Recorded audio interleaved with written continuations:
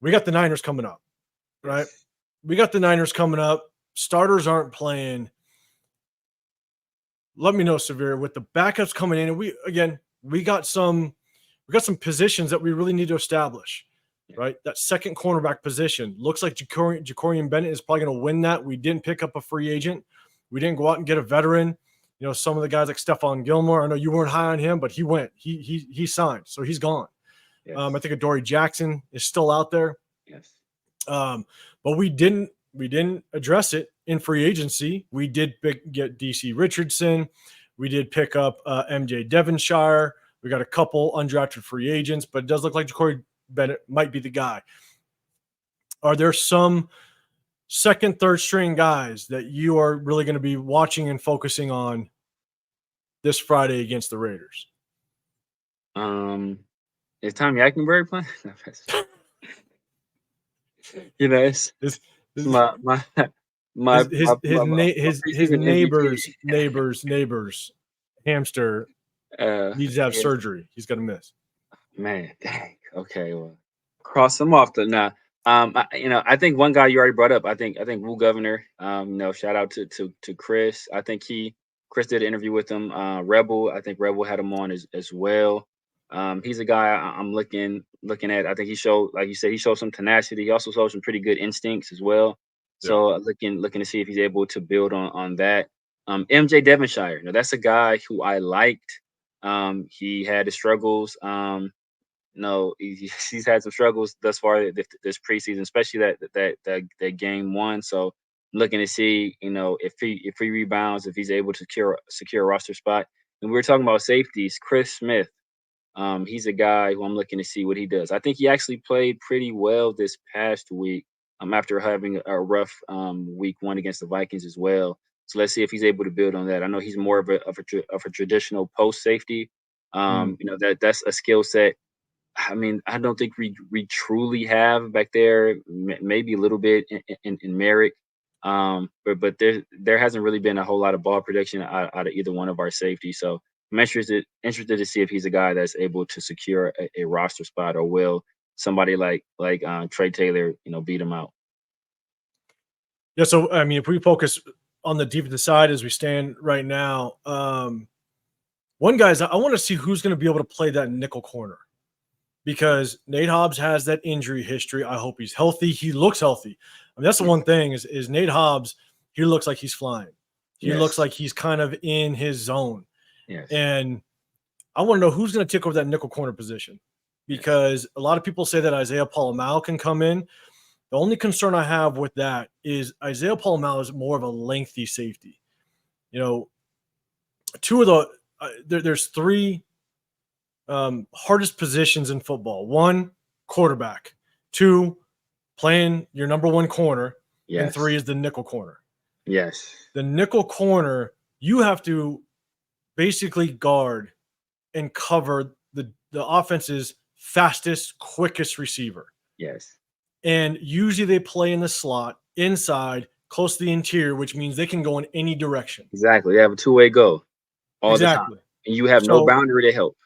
Nothing. And so Isaiah Palomau isn't necessarily that guy. He's not gonna chase a Tank Dell, right? The receiver for Houston. God, no. You know what I'm saying? And so who's gonna be that nickel corner, that backup nickel corner? That's who I actually hope. Even like a Woo Governor, can he come in and show that he could possibly get a little physical with some of these interior guys? MJ Devonshire. He's got a little bit of speed. He's got some quickness. Can he battle for that nickel position? And so on the defensive side, you got the linebacker depth. You got the second corner who's going to play. But I really want to know on the defense who could also play a nickel corner in this defense. On the offensive side, for me, we got to see who's going to kind of be that receiver depth. Number one. Christian Wilkerson, he did well in the second game against the Cowboys. He did horrible, in my opinion, against the Vikings. Horrible. If Devonta Adams, Jacoby Myers goes down, we got Trey Tucker that's kind of slotted behind Jacoby Myers in the depth chart. And to me, it's like Okay, Trey Tucker, he's a slot guy. Yeah. He's not an outside receiver. And so which one of these receivers, whether it be a guy like Ramel Keaton, is it Guyton, are some of these guys going to step up and truly be that number 2? Because, if Devonta Adams, Jacoby Myers goes down, we got to see who can kind of really slot in. If it is Christian Wilkerson, I think that we're gonna be in some trouble. Because again, when he played against the Cowboys and did fairly well, you're going against number 2s and number 3s. He's number 2 as well, but like, how's this depth going to really play out? And then because of earlier in the show, we talked about the injuries to the offensive line, potential injuries, and just kind of how they can linger. Question is who's going to make it as those rotational pieces? You got some undrafted free agents. So one of the undrafted free agents from last year, which was, I think, one of the highest undrafted free agents we've ever paid, was Dalton Wagner. Yes. Is he finally going to make this roster? Is he going to get on this roster and start to solidify himself a spot? Because if not, he's most likely going to be gone. You got young guys like Andrew Coker, but Andrew Coker, I think, is on the injury list. Yeah. I said, I know that's the guy you liked as well. I like Andrew Coker. I think he does have the ability to make a 53-man roster, not necessarily a starter. But if somebody goes down, it's going to be really interesting to see just kind of how all this plays out with the offensive line. Because if JPJ doesn't start, and we got to go with Cody Whitehair, I'm extremely concerned. Because Cody Whitehair, I mean, I know I've said this before, I'm just not very confident in Cody Whitehair at all. He played on a horrible Chicago offensive line last year. He didn't do too well. He got benched, I believe it was with 2 or 3 games left in the season. Yeah, on a bad Bears line, and he did not look good against the Vikings. And so that's going to be that's going to be really interesting. And so, but yeah, that kind of, for me, that's kind of what I'm looking for. Offensive line depth, corner depth for the number 2, or who's going to kind of step in at the number 2 corner. And then obviously who can kind of play that slot corner. Because as of right now, I don't know who can play it if Nate Hobbs, does kind of past injuries kind of rear its ugly head. So, yeah. Man, I forgot to bring up my guy Dylan Lobby as well. I forgot Dylan Lobby is the guy I'm looking at. I mean, and speaking of guys we picked up, I've been hearing that the converted tackle we picked up last year, McClendon Curtis, who I think the Seahawks grabbed him. I heard he's been kind of wrecking shop up there in camp with Seattle. So it would be nice to have that kind of guy on our roster right now. But yeah, man, the great point with the receivers. I honestly do think that the Raiders see Trey Tucker as a guy who can play inside and outside. And I believe he said in an interview that last year, I think like maybe 55 or 60% of his snaps were actually on the outside. So I think that maybe they see him as a guy that could play both. And if one of those other guys go down, maybe they just use Brock Bowers in kind of a big slot role. So we're going to be running a lot of 12 personnel regardless. So, but has Tulu Gershon played at all? He's a guy I don't like. think he's played at all. Yeah, he's a guy I like. So he must be injured as well. I was high on him as well, just to make this 53, not not as a starter or what have you. He has some return potential as well. But you know what? Because of the way DJ Turner has played, he's finally showing that he can actually be a possible replacement if something were to happen to Trey Tucker, that he can kind of extend the field. And again, Real Raider Pete, shout out to you. I mean, you're bringing up DJ Turner. That was my biggest concern. Trey Tucker goes down, who's going to be able to stretch that field? And DJ Turner looks like he can do it now. Let's all be honest. It's against the number 2s and 3s, with the Cowboys. And so let's hope that can transfer over to, playing against some number 1s. Yeah. But again, it's for a backup role. Trey Tucker's the guy. Yeah. But I thought that LaDietrich Griffin could come in and stretch that field as well, help in the return game, because the return game is going to be huge this year. But DJ Turner did show he was a good returner last year, one of the better ones in the league. So I think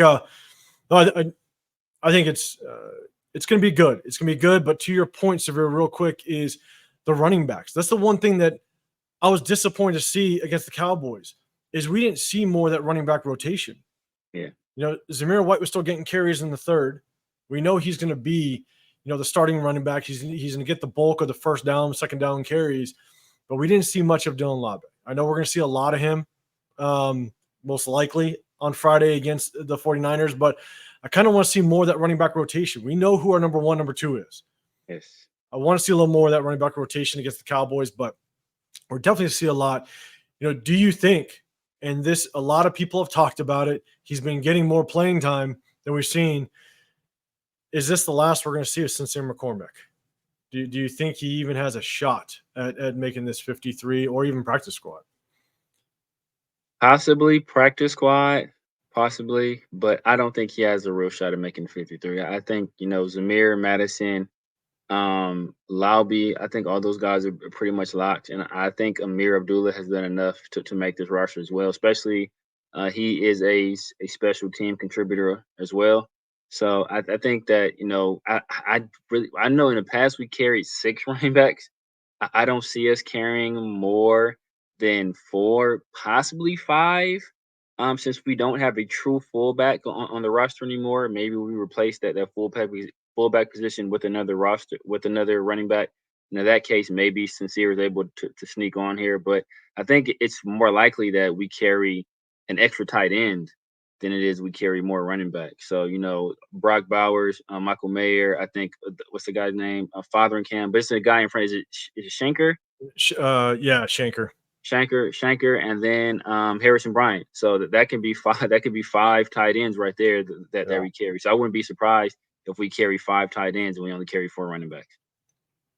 Pick up a promising quarterback for the practice squad and sign a slot cornerback behind Hobbs. In my opinion, when it comes to the corner, I think we've drafted enough and we have enough undrafted free agents on this squad to possibly try to see, do we have a backup slot corner on this roster currently? When it comes to quarterbacks are going to be tough because there's not a lot of free agent quarterbacks. I know one guy that I do like, and I'm starting to see him. I actually liked him when he was coming out of UCLA. Was that Dorian Robinson? DTR? Yeah. Yeah. I think I actually wanted us to pick him up late in that draft. Obviously, we didn't. I did as well. But I don't know if we leave any draft capital on the table as it stands right now. I think we need to really figure out what Gardner Minshew does. Yes. We got to figure out how Aiden O'Connell develops. I do think that they're gonna keep Carter Bradley on here.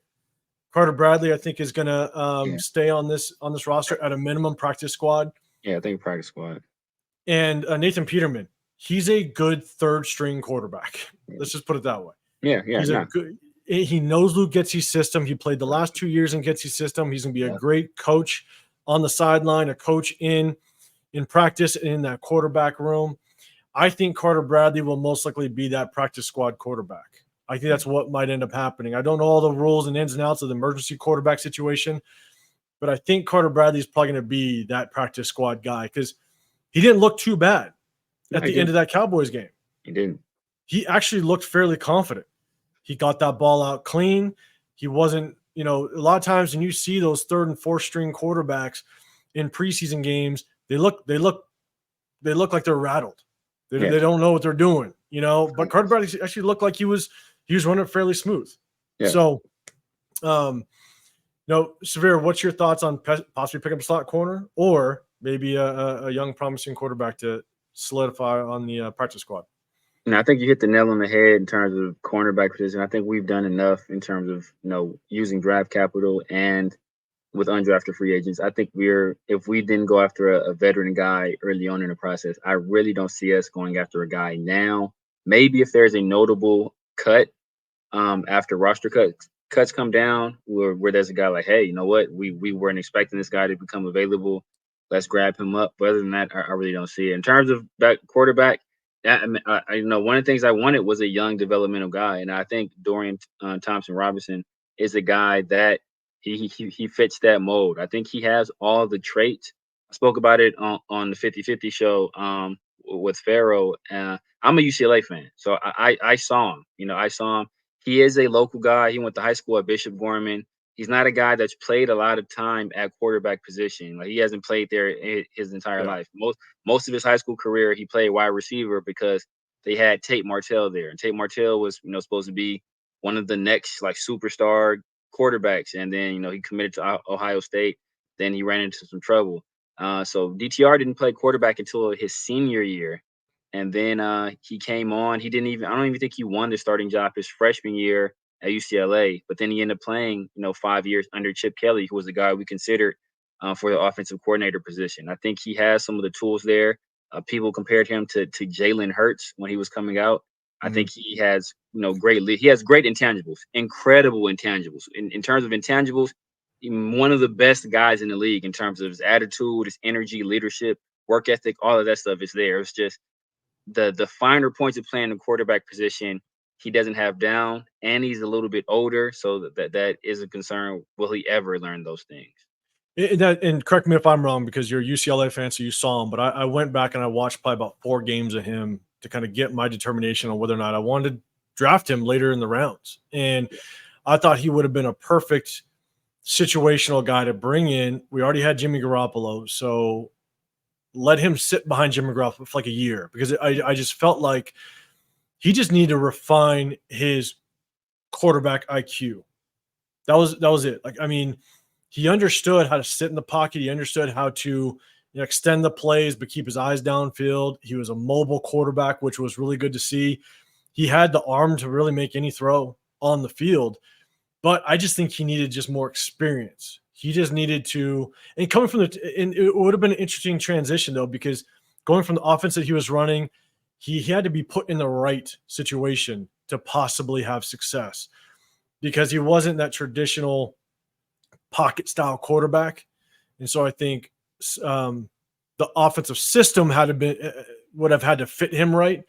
Not saying that Josh McDaniel's system was going to be the right system, but I liked him as a quarterback. And I thought that if we could have drafted him, let him sit for about a year behind Garoppolo and kind of learn the game of football, learn at the NFL level, I thought he had promise.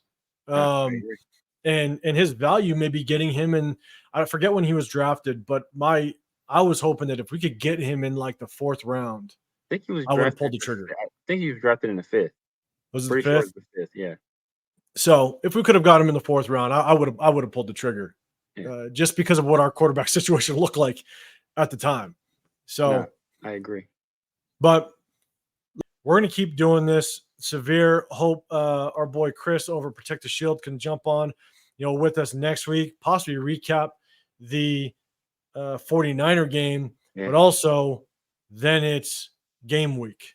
It is game week going into week 1 against the Chargers, and we won't get into it, but it's going to be a big game going against Jim Harbaugh, that squad over there. It's a must win. You hate to say it week 1, but in my opinion, I think week 1 is a must win because of the history of, people wanted Jim Harbaugh, and AEP's got to show, hey, Mark Davis, you made the right decision. We got to beat up on the Chargers. We got to beat those boys and start that season off right in our home away from home at SoFi.